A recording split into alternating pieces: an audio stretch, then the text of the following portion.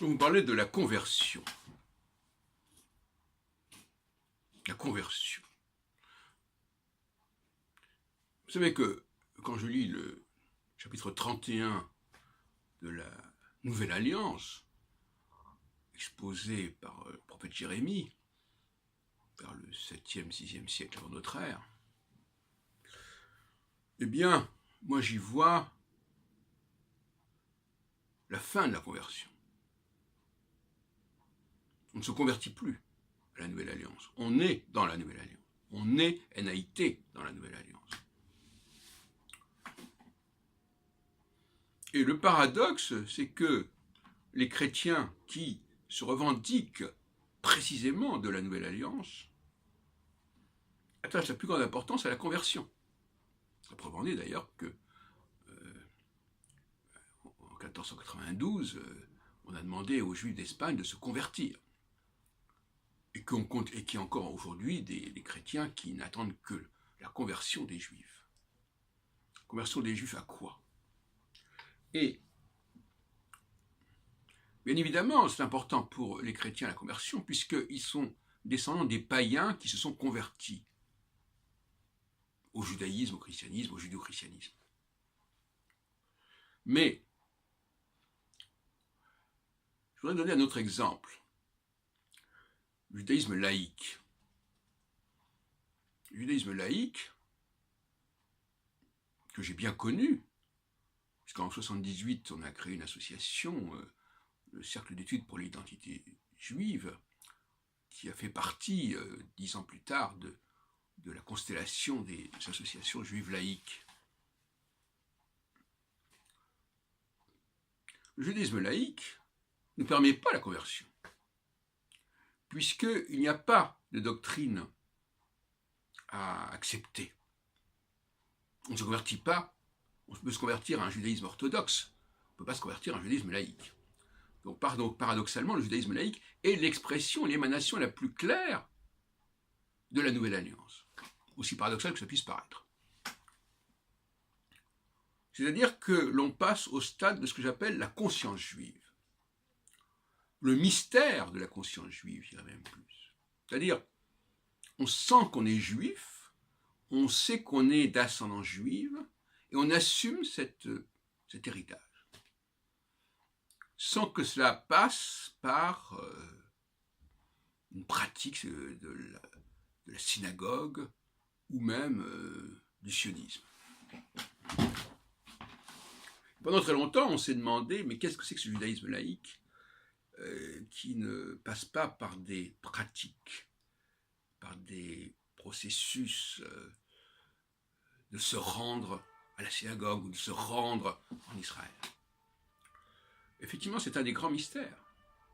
J'emploie le mot mystère délibérément, puisque les chrétiens n'arrêtent pas de parler de mystère. Eh bien, il y a un mystère de la judaïté. Oui. Il y a une conscience profonde de l'être juif qui n'est pas clairement définie et définissable. Et par conséquent, le credo chrétien n'a rien à voir avec la Nouvelle Alliance. Il ne s'agit pas de croire à la Nouvelle Alliance, c'est d'être dans la Nouvelle Alliance, pas du tout la même chose. Donc il ne s'agit pas d'accepter que Jésus a fait ceci ou cela, je crois que, etc. Credo. Et par conséquent, le simple fait de devoir accepter un certain nombre de postulats, je peux dire, ça n'a rien à voir avec la Nouvelle Alliance. Et on ne devient pas juif, et on n'entre pas dans la Nouvelle Alliance non plus. Donc avec la Nouvelle Alliance, la question de la conversion, de devenir autre chose, ne fait plus sens. Croire qu'on peut devenir quelque chose, c'est encore être dans l'ancienne alliance. Croire qu'il faut respecter les commandements, c'est l'ancienne alliance. Et il existe encore des tenants, on parle un peu trop, de cette ancienne alliance et qui répète le schéma Israël, l'écoute Israël, où l'on nous dit que si on ne respecte pas les commandements, la pluie ne tombera pas. C'est écrit noir sur blanc dans le schéma Israël qu'on récite. Si on ne respecte pas les commandements, on devra quitter cette bonne terre où l'on se trouve. Bonne terre, on peut penser que c'est la terre promise, que c'est la terre de Canaan, etc. En tout cas, on va être puni. La Nouvelle Alliance ne prévoit pas de punition. La Nouvelle Alliance nous dit, je répète encore une fois les textes de Jérémie, mais qui sont repris quand même dans l'Épître aux Hébreux qui figure en bonne place dans le Nouveau Testament. C'est un des textes qui se retrouve à la fois dans l'Ancien et le Nouveau Testament, c'est pas par hasard. Et malheureusement, apparemment, beaucoup de Juifs ne savent pas ce que c'est que la Nouvelle Alliance. Ils passent complètement à côté de ce chapitre 31 de Jérémie, à ma connaissance. Ce qui est bien fâcheux. Parce que justement, le débat judo-chrétien, il devrait tourner autour de ce chapitre 31. Chez Amazon Prime, on a tenté l'impossible pour livrer vos films et séries. Finalement, on s'est rendu compte qu'en streaming, c'était quand même mieux. Profitez de films et séries inédits grâce à votre abonnement Amazon Prime. Ou commencez votre essai de 30 jours gratuit. La Nouvelle Alliance, c'est l'idée que l'on ne peut plus passer par l'enseignement extérieur, que ça ne marche pas. Ou en tout cas, qu'à la fin des temps, puisque le prophète Jérémie ne parle pas du moment où Jérémie fait sa prophétie, mais il la profère en disant « ça se fera par la suite ». Acharit hayamim. Fin des temps, si on peut. C'est une façon de parler. Donc, la Nouvelle Alliance, c'est le moment où les choses seront en nous, nous juifs, uniquement en nous juifs, où Dieu sera en nous juifs, et où il n'y aura plus l'idée des commandements. Là, c'est intéressant parce que nous fêtons actuellement, nous venons de fêter Shavuot, qui est considéré comme étant le moment où les Juifs reçoivent les commandements. Et c'est le moment justement de dire qu'on n'en est plus au stade des commandements, des mitzvot. Le bar mitzvah, celui qui va, à 13 ans, va se plier au commandement, c'est dépassé, ça n'est plus valable si l'on admet que l'on est entré dans l'ère de la Nouvelle Alliance, évidemment. Alors là, il y a débat. Qu'est-ce qui fait qu'on est entré ou pas dans l'ère de la Nouvelle Alliance? Ou qu'est-ce qui fait que l'on attend cette Nouvelle Alliance? Et encore faut-il savoir de quoi on parle. Et en toute état de cause, il ne s'agit pas de conversion. Seuls les Juifs peuvent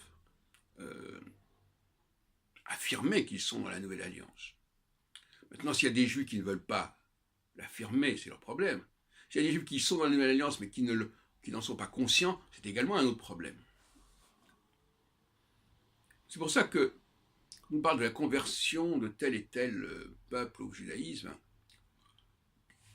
notamment les Khazars, pour montrer que les Juifs, finalement, ils ne sont pas mieux que les autres, qui sont également issus de conversion. Parce que c'est ça le plus drôle, c'est que ce stigmate de la conversion, on le renvoie sur les Juifs. Qui montre bien que les chrétiens vivent mal leur conversion. Et qu'il voudrait que les Juifs ne soient pas mieux lotis qu'eux. Ça fait penser au jugement de Salomon. La mère qui n'a plus d'enfants et qui voudrait que l'autre mère perde son enfant. Donc, la Nouvelle Alliance, ce n'est pas la conversion. Et moi, j'ai la faiblesse de penser que celui qui n'est pas vraiment juif ne reste pas dans le judaïsme. Et par conséquent, ces conversions qui ont pu avoir lieu il y a X siècles n'ont pas donné grand-chose. Cela dit, j'étais sensible récemment à l'argument d'un rabbin juif, je ne me souviens plus de son nom exactement, je crois qu'il s'appelait Misraï, je ne me souviens plus de son prénom, qui disait que les nazis avaient certainement envoyé dans le camp de concentration des gens qui n'étaient pas juifs, de conscience et même de religion, parce qu'ils avaient des critères à eux, et qu'il fallait donc diminuer le nombre de victimes de la Shoah, victimes juives de la Shoah. Bon, peut-être. Inversement, des gens qui ne sont pas de religion juive peuvent être d'ascendance juive et donc par conséquent faire partie de cette conscience juive. Donc les choses ne sont pas si simples que cela.